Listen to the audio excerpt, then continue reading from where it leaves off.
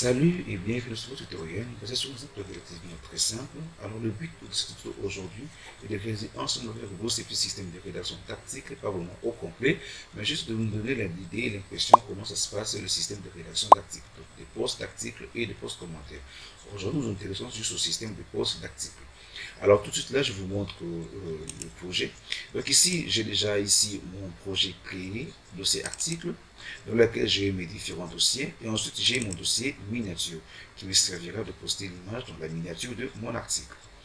Alors ici au niveau de l'interface de l'environnement, j'ai ici mes différents champs, j'ai un bouton et j'ai aussi mes autres différents champs. Alors, le but ici est de faire avec une zone répétée. On va pas s'intéresser avec la base de données ni les connexions. On va juste utiliser notre zone répétée où on va saisir ici les différentes données de l'article, notamment le titre, description, catégorie, auteur, date et puis heure. Alors, une fois le bouton ajouter déclenché, donc les données ici vont être transférées directement dans la zone répétée. Je répète, nous ne sommes pas intéressés à la base de données ni utiliser le HFSQS serveur ou HFSQS classique. On va juste utiliser la zone répétée, juste manipuler un petit peu de code. Alors ici, je vais commencer par placer ma zone répétée. À ce niveau, je place déjà ma zone répétée là. Je vais remplir moi-même. Donc ici, classique. Je n'ai pas besoin de 50 lignes, j'ai besoin d'une seule ligne. Pas de limite, donc on laisse là, limité à une seule ligne, voilà. J'ai ici colonne, je laisse 1. Et ici, j'ai le nom de ma zone répétée. Comment je vais renommer par zone article. Zone article, voilà. Article, je vais insérer que cet article. Alors, terminé. Ici, j'ai ma zone répétée placée sur ma feuille. Donc, je vais l'agrandir à ce niveau. Ça, je n'ai pas besoin de ça. Ensuite, je vais un petit peu l'agrandir. Voilà. Si je tente d'actualiser ici depuis navigateur, vous voyez que je n'aurai pas de résultat. Donc, ma zone répétée ne sera pas affichée tant que je n'aurai pas rempli des attributs de propriété ou de valeur. Donc, des attributs de propriété et des champs. Alors, ici, sur ma zone répétée, nous allons un peu le styliser, un peu appliquer des styles pour nous donner une impression lorsqu'on déclenche le bouton ajouter et que toutes ces valeurs saisies dans ces différents champs vont venir s'ajouter dans la zone répétée. Alors pour ça, je vais déjà placer ici l'image, donc la miniature de mon article. Je le place à ce niveau. Ensuite, j'aurai besoin du titre de mon article.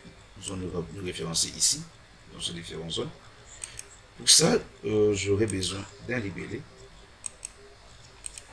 dans lequel je vais un petit peu appliquer du style. Le titre, le titre article. Ok. Je fais notamment un peu de remplissage. Un peu augmenter la taille. Et le mettre en gras si nécessaire.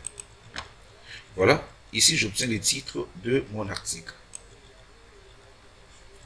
J'ai ici les titres de mon article placé. Nous allons un peu mettre une mise en forme de notre zone répétée pour qu'à l'ajout de l'article, automatiquement, nos différents champs vont s'associer à nos attributs. Alors, j'aurai besoin de catégories. Pour ça, je place ici notre libellé. Ça va aller vite. Catégorie. Après catégorie, j'aurai besoin de auteur. Il y a auteur. Également après auteur, j'ai besoin de la date.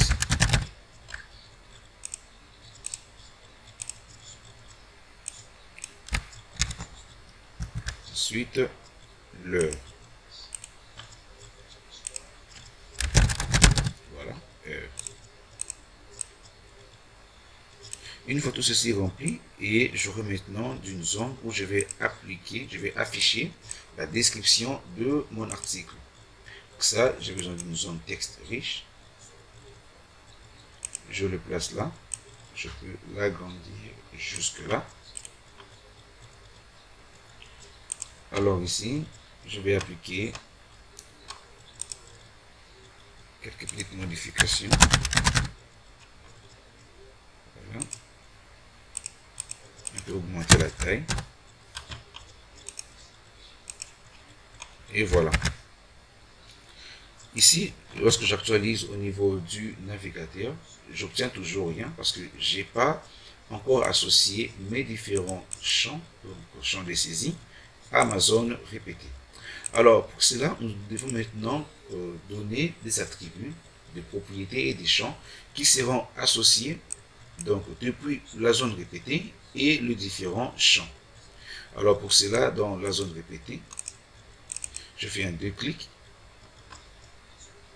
Nous allons maintenant ajouter l'attribut, le champ auquel on va associer notre attribut, et puis propriété. Donc attribut, je commence par à nouveau. Je vais d'abord ajouter le titre, donc l'image, l'image de l'attribut, image. Ensuite, là, l'attribut image va s'associer avec le champ image cliquable. Image cliquable ici. J'obtiens la valeur. Ensuite, le titre. Le titre va s'associer avec le champ titre. J'obtiens la valeur. Ensuite, catégorie qui va s'associer avec catégorie, donc le champ catégorie ici. J'obtiens la valeur. Ensuite, j'ai auteur qui va s'associer avec le champ auteur.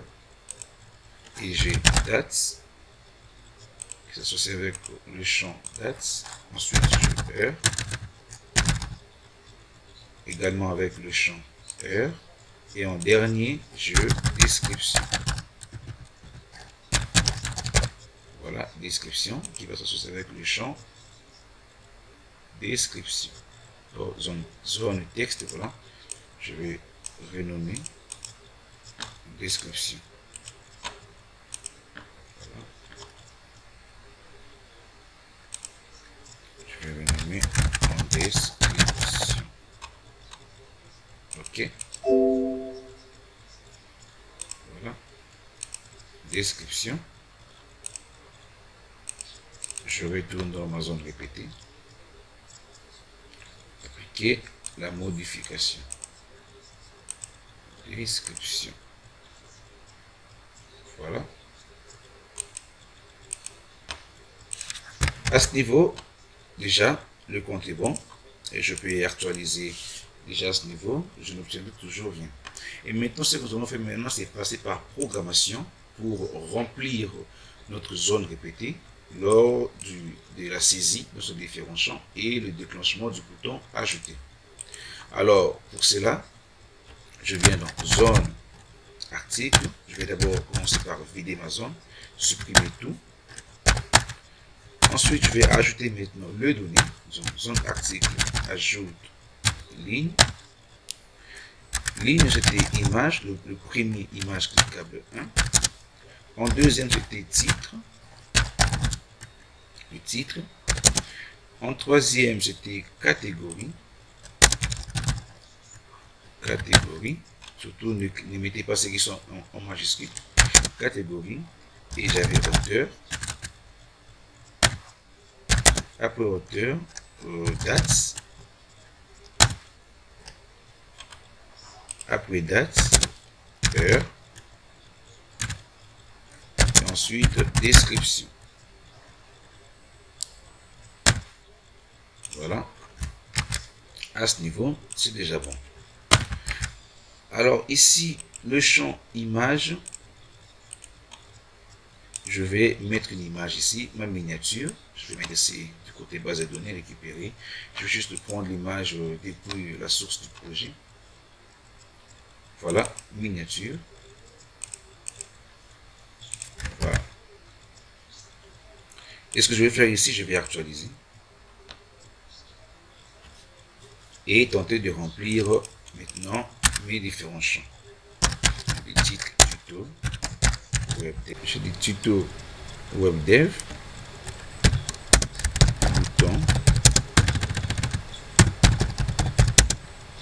lire la suite. Là, du coup, je vais juste récupérer un petit texte.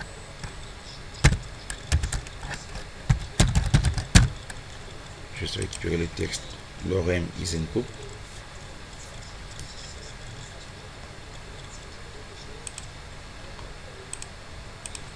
Voilà, j'ai ce texte. Je récupère le texte. Je colle à cet endroit.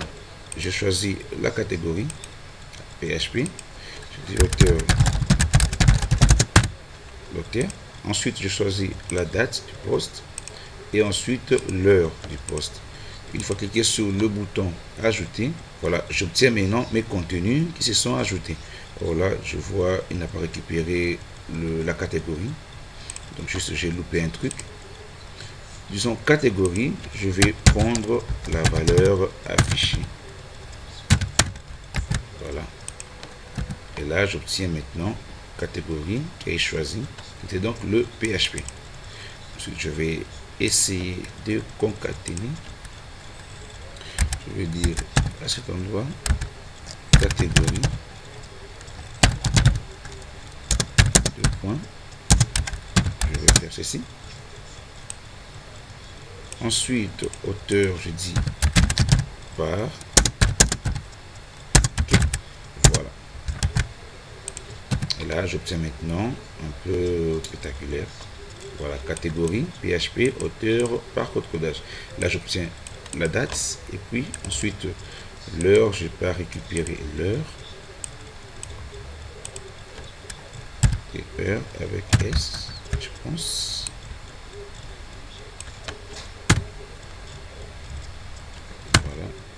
Heure.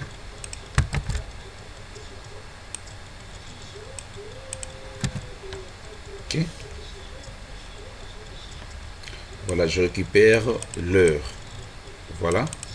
Et déjà à ce niveau, on a déjà quelque chose qui donne l'impression d'un article posté sur le site. Et je vous donne rendez-vous dans le prochain tuto où nous allons voir maintenant comment mettre le bouton lire la suite. Nous allons compter le nombre de caractères. Si le nombre dépasse 100 caractères, ensuite nous allons remplacer le tout par 2 points et ajouter le bouton lire la suite. Pour que lors du clic sur le bouton lire la suite, nous allons être redirigés vers une nouvelle page qui va contenir l'entièreté de tout l'article. Alors pour ça, je vous donne rendez-vous et on se retrouve dans le prochain tuto. Je vous dis à très bientôt pour de prochaines vidéos. Allez, ciao.